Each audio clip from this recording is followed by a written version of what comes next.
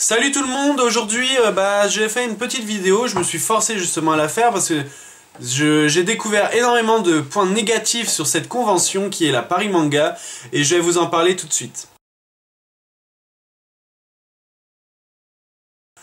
Bon, je vais commencer par raconter un peu ma life, je le sais, mais bon, j'y suis allé en voiture. Ça veut dire que j'ai fait 3 Paris en voiture, sous la neige. Donc imaginez bien l'envie que j'ai mise pour y aller.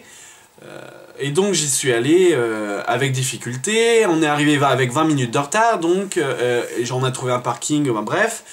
C'était tellement bien indiqué qu'on a un peu cherché le hall. D'ailleurs, heureusement que j'avais mon portable pour essayer de trouver le hall 2 et tout ça. Bon, je sais pas si c'est un manque d'organisation de ma part de pas avoir imprimé justement les halls et tout ça pour qu'on puisse bien gérer notre truc. Ou alors, c'est parce qu'il y a une mauvaise orientation des gens, des organisateurs de la Paris Manga. Ça, après, je sais pas. Bon, bref, ça c'est mitigé.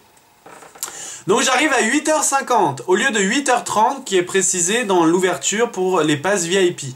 C'est très important parce que pour plus tard, hein, je vous indiquerai parce qu'il s'est passé 2-3 trucs. Bref. Donc j'arrive et là on découvre qu'une seule entrée. Donc l'entrée qui permet de faire rentrer justement les passes presse, les passes VIP, ceux qui ont précommandé leur billet et ceux qui ont pas payer leur billet, qui viennent le jour même comme ça pour découvrir. Donc il n'y a qu'une seule entrée pour ça. Moi, vu qu'il était 8h50 et que les passes, les précommandés et les non, enfin les billets qui vont acheter le jour même, ils ne pouvaient pas encore y aller. Il y avait une queue monstre d'ailleurs, c'était impressionnant à voir. Donc je rentre et là je découvre que sur le côté il y a des journalistes qui attendent. Et moi je passe devant tout le monde.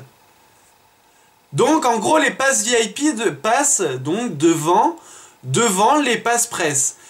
C'est totalement illogique, c'est d'une... Enfin je sais pas, c'est bizarre quoi. Je me suis posé des questions, alors j'ai fait limite coucou aux animateurs de la chaîne Manga qui eux étaient en train de bouillonner, je les comprends, j'aurais été pareil.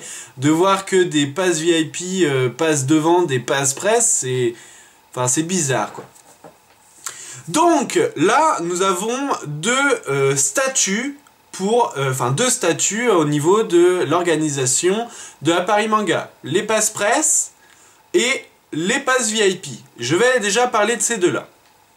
Donc le pass VIP, pardon, on nous donne une dragonne, on nous donne le petit carton à mettre autour du cou, un sac rempli de cadeaux. Les cadeaux, j'en parlerai tout à l'heure. Les passes presse, eux, c'est pareil, normalement, une dragonne, une petite étiquette avec leur nom, leur site internet, Paris Manga, bref, voilà.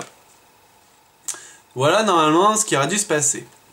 Donc, j'ai une amie qui devait avoir un passe presse, mais ils l'ont perdu. Elle a passé la journée, donc, sans dragonne, sans rien, qui permet de distinguer qu'elle était en passe presse ou non. Donc, elle a loupé certaines choses, je suppose. Bref, c'était une organisation tellement bien faite qu'elle a passé aussi une journée tellement originale, tellement agréable, qu'elle va s'en souvenir assez longtemps. Donc pour moi, je rentre, il est 8h50. Je reprécise l'horaire, car normalement, la convention devait être ouverte depuis 20 minutes environ. Les stands n'étaient même pas installés, tout le monde était... Même, il y en avait même qui n'étaient même pas encore arrivés. Donc c'était un peu n'importe quoi. Pour vous dire jusqu'où ça a été, c'est que j'ai quand même fait 3 fois le tour en même pas 3 quarts d'heure. Et c'est là que je me suis dit, oh, je commence à me faire chier. Impressionnant quand même. Donc, c'est là que j'ai découvert qu'il n'y avait aucun éditeur de manga, sauf Taifu Comics et Ototo. D'ailleurs, qui est un très bon éditeur, je vous ferai parvenir, par respect pour eux, l'interview qu'on a eue avec Guillaume Kapler, qui est le responsable éditorial de Taifu Comics et Ototo. Mais ça sera juste par respect pour eux, mais pas pour faire de la pub à cette convention. Je précise tout de suite. Donc, il y a beaucoup de stands. Je ne sais pas le nombre exact, mais il y en a beaucoup, beaucoup, beaucoup. Il y en a au moins une trentaine qui tournent autour de la Corée, ce qui n'a rien à voir avec le manga et voilà, enfin bref. Beaucoup sur les katanas, il y avait aussi un stand sur les kimonos, sur l'initiation des arts martiaux comme l'aïkido, etc. Il y avait toujours le stand qui était assez énorme sur Manga Café.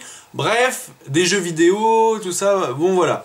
Je me suis même amusé à jouer à la 3DS pour jouer au jeu Pit qui va sortir ou qui est sorti, je ne connais pas, enfin bref, je suis pas trop un spécialiste du jeu vidéo, mais c'est là que je me suis dit que c'est la première fois que dans une convention que je m'amuse à perdre mon temps à jouer à la 3DS en exposition en attendant un ami qui justement n'avait pas payé son billet.